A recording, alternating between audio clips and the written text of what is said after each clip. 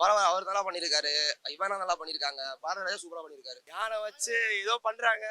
யானை வச்சு ஏதோ பண்றாங்க. யானை இதுல இல்லவே இல்லை. ஒரு பாட்டு தான் அது. படம் தான் நல்லா இருக்கும். இந்த முதியோர்கள் அதெல்லாம் பாத்துக்கணும். அதான் வந்து கதையே.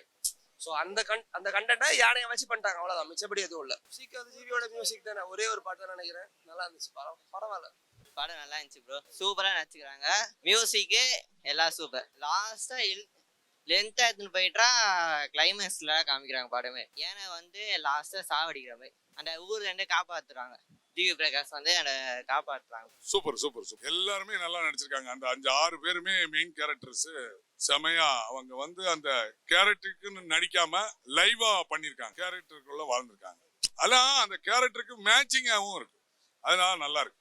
லைவான இல்ல, நல்ல ஒரு லவ்வுக்கு லவ். ஒரு தாத்தா அனாதை ஆயிருந்தாரு. அதுக்கான ஒரு மேட்ரு. ஒரு வித்தியாசமான கதை அம்சம். இது யாருமே தமிழ் சினிமாவில் சொல்லாதது நிறைய விஷயங்கள் இருக்கு. செட்டு போடாம லைவா எடுத்திருக்காங்க.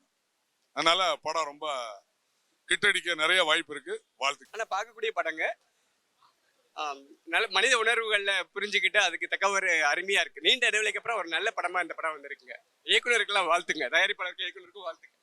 நல்லா இருந்தது. படம் நல்லா இருந்தது. ஜிவி பிரகாஷ் சிம்பிளா நடிச்சிருந்தாரு. நல்லதான்.